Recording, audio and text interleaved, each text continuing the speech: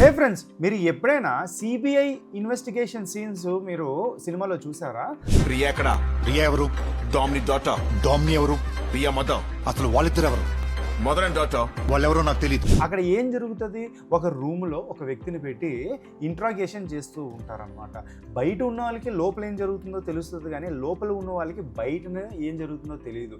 దీన్నే మనం రివర్స్లో అర్థం చేసుకుంటే లెక్సికల్ స్కోపింగ్ అంటారు, లేకపోతే స్టాటిక్ స్కోపింగ్. అండ్ ఇది విప్రో కంపెనీలో అడిగారు అనమాట. అండ్ ఇక్కడ మీరు చూస్తే బెటర్గా నా దగ్గర ఒక పేరెంట్ ఫంక్షన్ ఉంది, దాంట్లో చైల్డ్ ఫంక్షన్ ఉందన్నమాట. ఇప్పుడు ఈ పేరెంట్ ఉన్నాడు కదా, ఈ పేరెంట్కి అసలు లోపల ఒక చైల్డ్ వేరియబుల్లో ఒకటి క్రియేట్ అయింది అనేది తెలియదు అనమాట. దీన్నే లెక్సికల్ స్కోపింగ్ అంటాను నేను. Okay, see for example what is happening.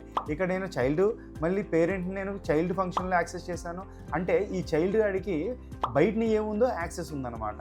Okay, ఇప్పుడు అదే మనం పేరెంట్ లోపల మనం పెట్టుకుందాం. ఓకే, పేరెంట్ లోపల పెట్టుకుంటే నాకు వెంటనే ఇక్కడ ఒక ఎర్రర్ వస్తుంది, child where is not define. అంటే నీ పేరెంట్కి ఊర్లో ఉన్న విషయాలన్నీ తెలుసు, కానీ ఈ చైల్డ్ వేరియబుల్ ఒకటి లోపల ఒకటి క్రియేట్ అయిందని తెలియదు అనమాట.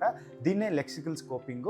ఈ విషయం మీకు బాగా నచ్చితే మీకు నచ్చిన టాపిక్ కమెంట్స్లో పెట్టండి. అండ్ మా టెలిగ్రామ్ ఛానల్లో జాయిన్ అవ్వండి, ఎందుకంటే అక్కడ వార్ వన్ సైడ్ అవుతుంది. ఇలాంటి విషయాలు చాలా డీప్గా డిస్కస్ చేస్తారు and I very proud of it. Please join.